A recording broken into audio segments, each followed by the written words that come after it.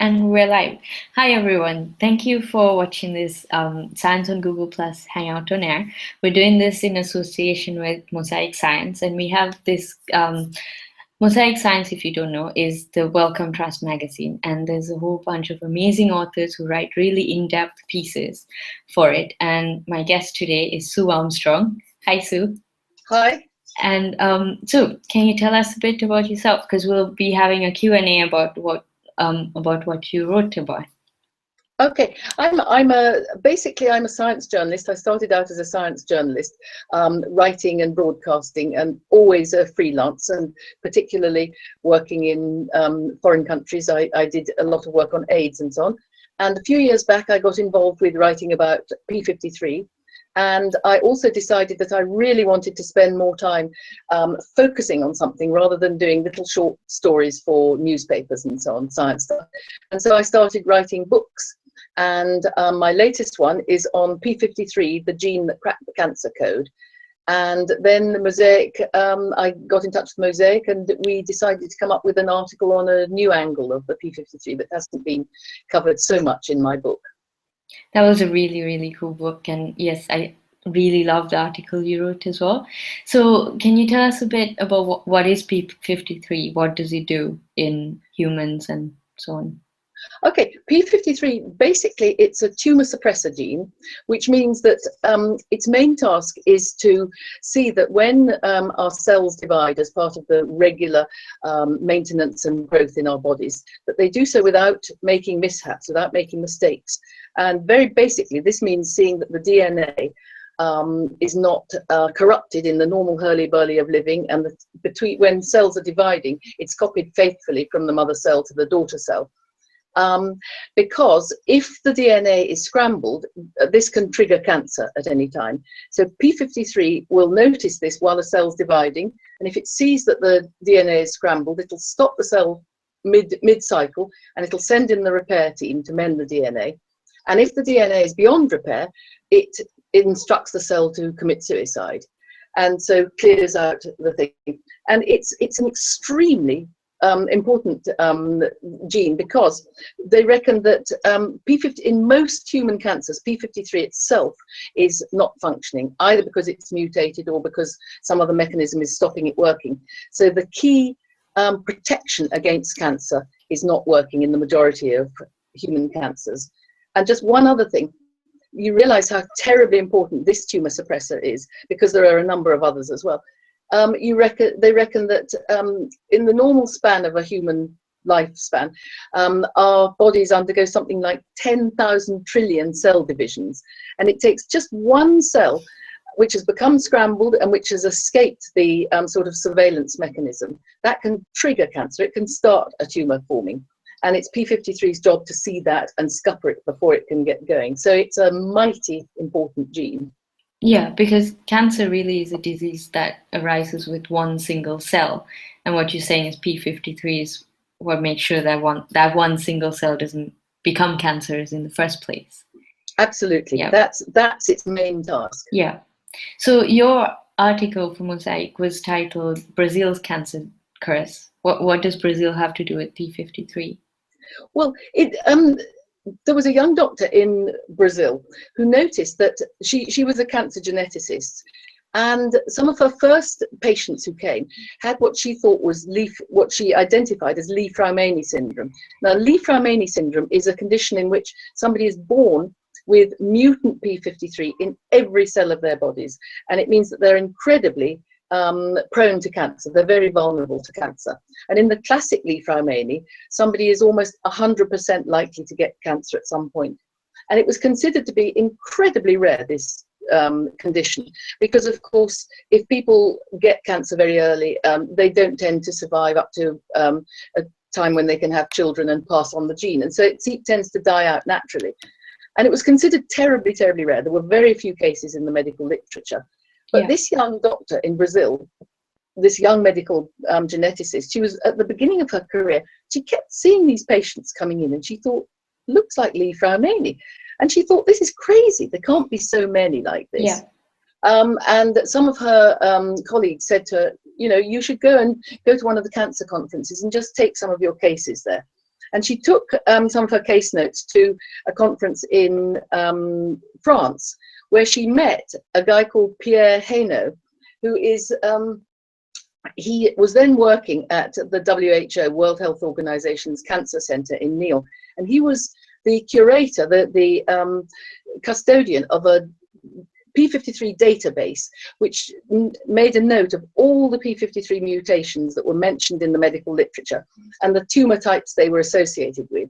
And he knew about Li-Fraumeni, and he knew it was terribly rare, and he was fascinated by her studies. And so he said to her, would she go back and collect some of the blood from her patients and bring them back to Lyon, and they could test to see if they did have a mutation in P53 and what the mutation was. And sure enough, they discovered that they had. And when they did further studies to see how far this gene had spread, they reckoned that there are hundreds of thousands of people in southern Brazil who are all carrying an identical mutant P53.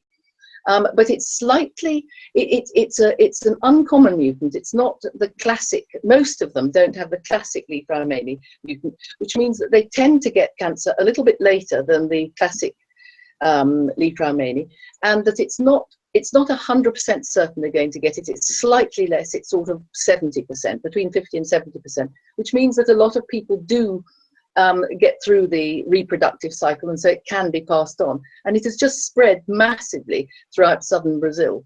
And so there are a lot of these families with a cancer predisposition syndrome because they've got a particular mutation in their P53. Yeah, I can absolutely imagine how some of these families can feel like they are cursed, because, you know, you could have a mother that passed away really young with ovarian cancer, and then, you know, a child gets another form of cancer. What's going on? How can I draw such bad luck so often? Do you think, so these families find out then that there's this mutation and there's a reason for their bad luck. Do you think that gives them more closure? How do they react to that? Well, I mean, that's actually a very interesting question, because, of course, you know, everybody's different. You got some people who were really deeply curious. What on earth is this? They didn't believe in the curse idea. They thought there must be something behind it, and so they were mighty relieved to find that there was a cause for it, a physical cause. Yeah. And one particular family of this doctor in Brazil, Maria Isabel Achatz, one of her families was a huge family, and there was a lot of cancer in them. And they all came together in somebody's kitchen, and Maria and Pierre were both there, talking to them and explaining what they knew about it and the blood results and so on. And some of them were really curious, and some of them were really freaked, because if their blood had proved positive, then some of them felt, well, you know, I'm doomed. Others realized that this was actually a lifeline, because what it meant was they could have screening sort of every year for a sort of regular screening program to catch anything right at the very beginning, and that it was actually a way of keeping them alive. And so some of them were excited by it. There were others who would take the blood test and then be too scared to come back for their results. And I met two cousins. One of them was really, really freaked by it, and she said she'd watched her mother die of cancer over several years. And every time she had to go to the hospital to get her screening, she felt really, really unhappy about it. And it dogged her all through the year that she'd got to go for the screening. And her other cousin thought, yes, jolly good, I can go, and then I get a clean bill of health, or they find something tiny and they can get rid of it. So people have completely different ways of looking at it. Yeah, that's really interesting. And I guess it's one of those questions that you never really know until you're in that situation. You don't know how you're going to react. Yeah. So P53 is a gene that we've known about for a while. It's not new. Why are people still researching it? What's still left to uncover about it?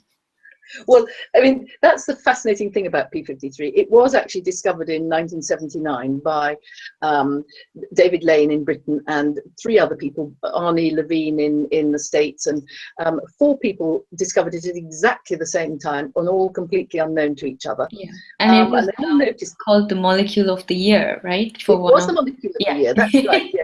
Because they thought this was really exciting. Yeah. But then for a long time, when they started to look at it, they thought that it was a gene that drove cancer, that caused cancer.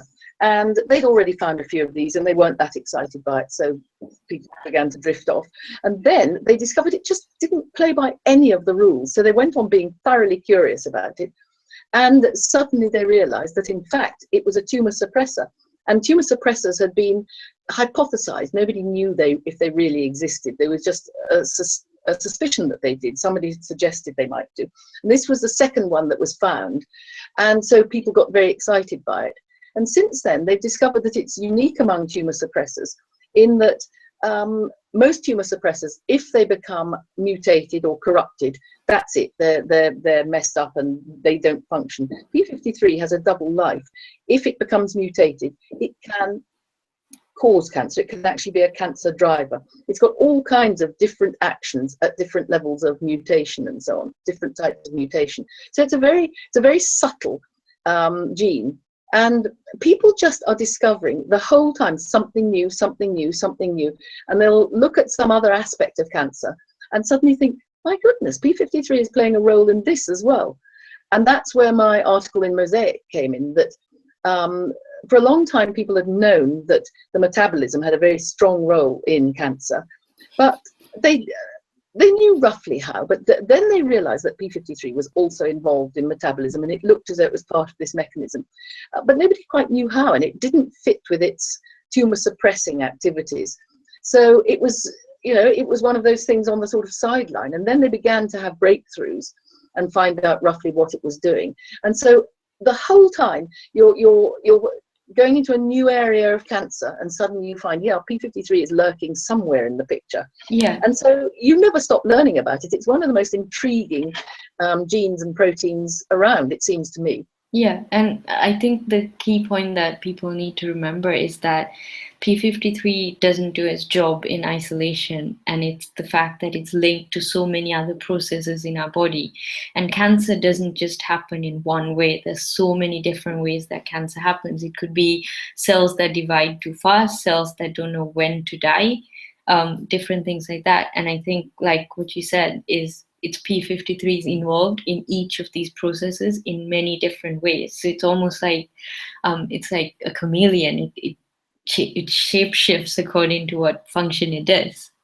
Absolutely. But I think you've hit on a really important thing, because a lot of people say, well, if P53 is the thing that stops cancer, and when it's and in most cancers it's messed up, surely all you need to do is screen and see somebody's tumor and see if P53 is messed up, then you know what's happened. But exactly as you say, P53 is at the very center of a web. It doesn't do all these tasks itself. It's a sort of orchestrator of everything, the master switch. It sends in the repair team. It sends in the things which will make cells commit suicide. So it's a sort of master switch of all of these things.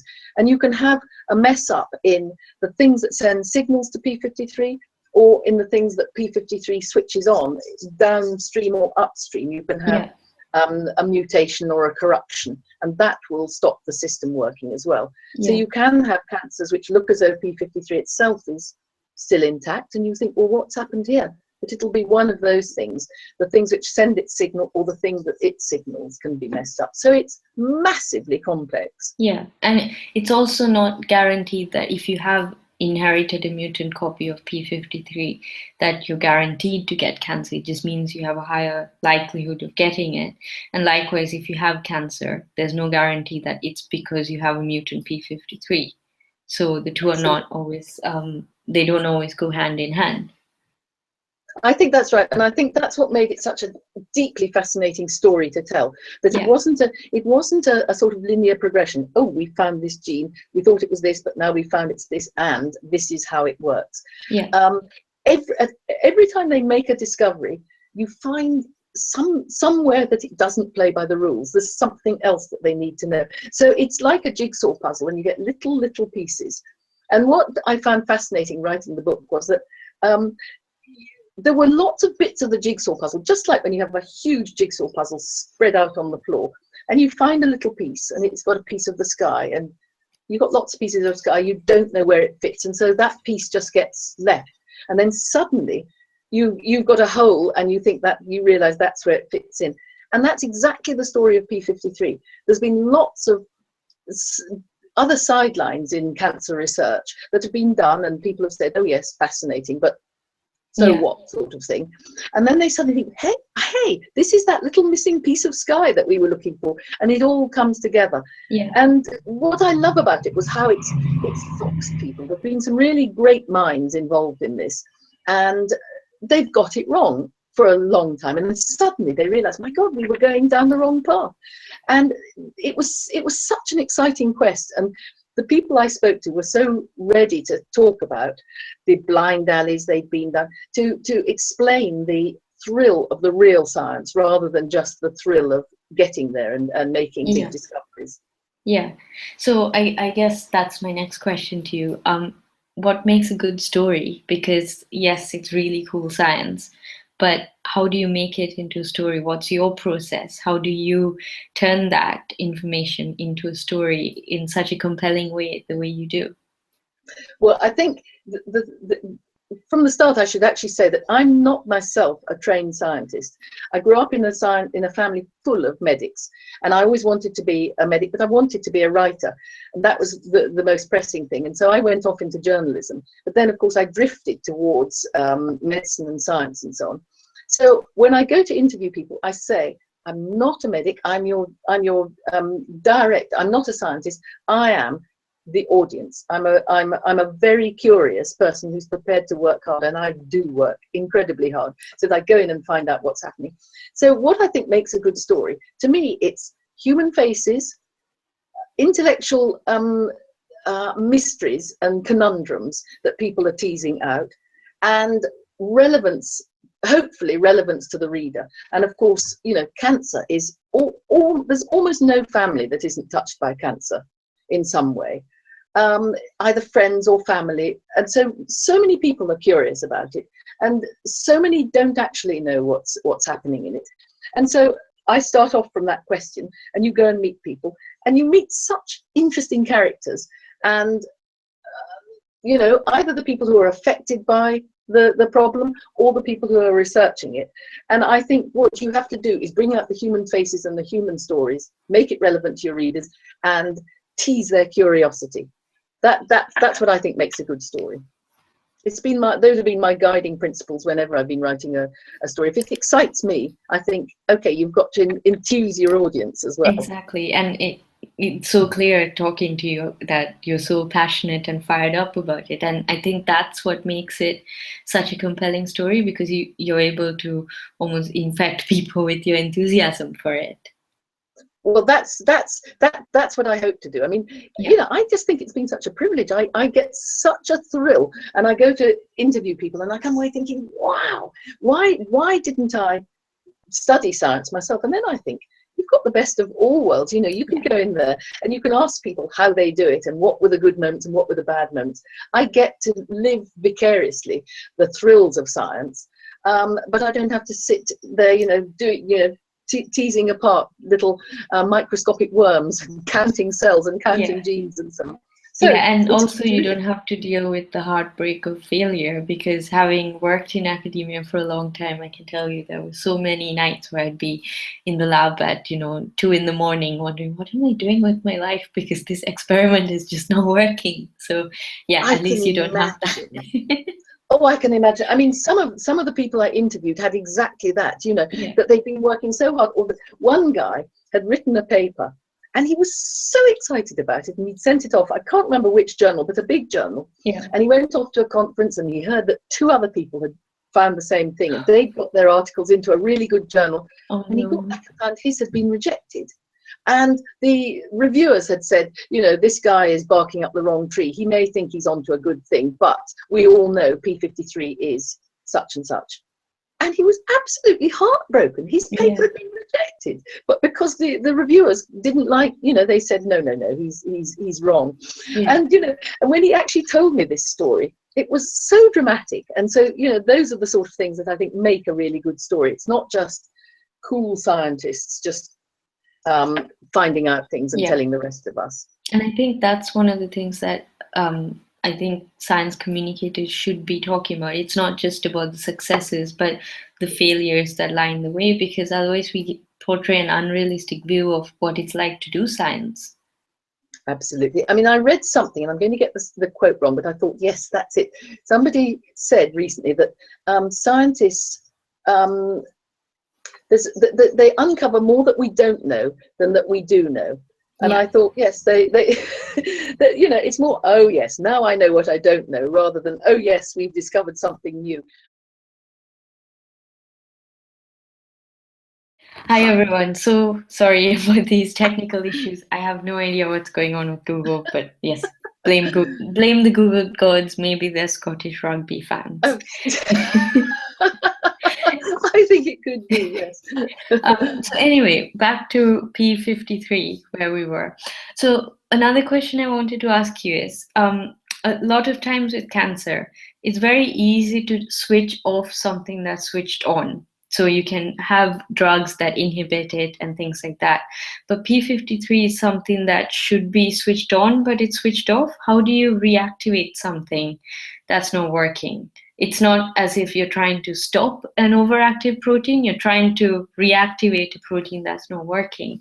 What can we develop in terms of therapies to actually help people with this? Well, there are, I mean, there's all kinds of things that they are trying at the moment, because several things, either to, if people have got a mutant P53, they're trying to find ways of introducing a normal copy, a good copy of P53 back into people's genes, or into people's cells. So there's that line of approach. There's another one where mutant P53 is that the protein folds in the wrong way, and how a protein folds is critical to how it acts in the cell. And if it's folded wrong, it can just mess up everything. And they're finding some very interesting little drugs that are able to refold P53 into the right way. But I mean, these are all, it takes a hell of a long time from finding things that work in lab dishes and all this sort of thing, and even from doing the first clinical trials to it actually being available in the clinic. And those are two approaches that they're using. Yes, and I mean, just several things, trying to actually reactivate P53 that's wrong, or to reintroduce a copy that is normal into cells and so on. But there's a whole lot of different approaches to this, but it takes a long time between finding something that works and actually getting it to the clinic. So there's a lot in the pipeline. Yeah. My next question is about P53 itself. So we know that it's linked to cancer in humans, but we also know that it's found in other animals. How is it linked to cancer in other animals? Because there was the whole elephant article that was in the news recently. Well, this is fascinating. P53, because it's such an incredibly important gene and protein in bodies, seems to be in so many things. It's conserved from very, very early on in you know, the tree of human of life. And so it's in lots and lots of species. But one of the great conundrums, and I think it's known as Peto's paradox, is that if cancer is linked to the number of cells you've got that are constantly dividing, and as we grow and maintain our bodies, and you know, little problems are getting into the DNA, there's lots of opportunity for things to get scrambled or corrupted. That's one of the reasons cancer is more prevalent as we get older, because we're introducing more corruption into our DNA. But then you look at something like elephants, which have got, and whales, and they've got many more cells than us, and yet they don't seem to get cancer as often as us. And in fact, elephants, they say that, you know, studies have shown that only about 5% of elephant mortality is related to cancer, whereas it's up to 25% in humans. So what's going on? And somebody asked, well, a lot of people have asked this question, but fairly recently, people looked at the P53 and discovered that elephants have something like, we have 2 copies of P53 in every cell in our bodies. Elephants have 20. So they've got incredibly strong P53. And the researchers were wondering, well, what does this do? They thought it would be very much better at repairing damaged DNA. And so they irradiated some cells in the dish, elephant cells and human cells, to mess up the DNA. And they expected to see that the elephants were very good at repairing it. And they didn't find that. But what they found was that the elephants almost, their first reaction, instead of just stopping the cells, repairing the DNA, and then getting on with cell division, they wiped the cells out. They caused them to commit suicide, just like that. So they reckon that the elephant's strategy for avoiding cancer is to just eliminate cells which look a bit ropey right from the start. So you've got that, and you've got other species which have, there's another one which is very interesting, and you and I were talking about this before. The blind mole rat, which is a very interesting little critter that seems terribly resistant to cancer. And this is a little creature that lives underground in very, not a lot of oxygen, it's blind and all of that sort of thing. And they found in that it's got a mutant version of P53, or a P53 that isn't the same as ours, and it seems unable to cause apoptosis, to cause cell suicide. It does send in the repair teams, and it's quite good at repairing its DNA if something goes wrong, but it's not good at eliminating cells. And so you wonder, well, how does it avoid cancer? But what it seems to have is a mechanism, a sort of compensating mechanism, which the immune system, any cells that do become cancerous that aren't mended properly by the DNA repair things, seem to attract the immune system, and it pounces on them like a ton of bricks and wipes them away that way. So it causes them to die in another form and gets rid of them. Yeah, it's almost like the cleanup crew that, it compensates for what the fact that the cells don't kill themselves when they should. But the interesting thing is, this is where the story gets sort of linked to this thing I did in Mosaic, that one reason why it's good for the mole rat to have a sort of weakened version of P53 is because it lives in conditions which are very low in oxygen. And normally this is the sort of thing which would put cells under the kind of stress which would trigger P53. And they don't want, that would be disastrous if it was being triggered the whole time just because there wasn't enough oxygen around for their metabolism. And so it's better to have a weaker P53 and to try and get rid of cancerous cells by another mechanism. So, they're teasing out these little wrinkles the whole time in P53, which is what makes it such a fascinating story. Yeah. I'm afraid we're approaching close to the time we should stop, even though we had that unintended interruption. Thank you, Google. Was there anything else that you wanted to add? Anything that we have?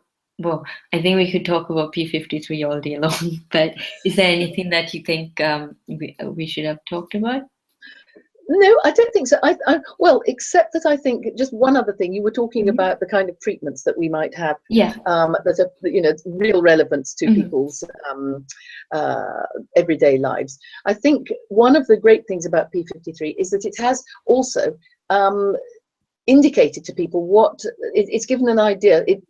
It's given an idea of the kind of things that cause cancer. Like it finally nailed tobacco as the culprit in lung cancers, and it's nailed moldy peanuts, or the mold round peanuts that haven't been stored properly, in liver cancer in West Africa, and various things like that. So it's actually it really has clinical relevance already, and there's lots more will come out through the pipeline, and just look for new stories of P53 all the time. Yeah. And meanwhile, read my book and go and read the article in Mosaic. Yes, definitely. I think that P53, it's the gene that keeps on giving. Like, we'll keep hearing really exciting stories going forward as well. So yes, thank you so much for talking to me about this. It's been. Well, I'm sorry we got the gremlins in our broadcast. That's okay. I think despite the gremlins, it's such an awesome conversation, and hopefully people who couldn't watch this live are able to watch this recorded. So I'm going to stop the broadcast now, but please stay on for a second afterwards. Thank you very much. Yeah, thank you for watching. Okay, Goodbye. Thanks. Bye.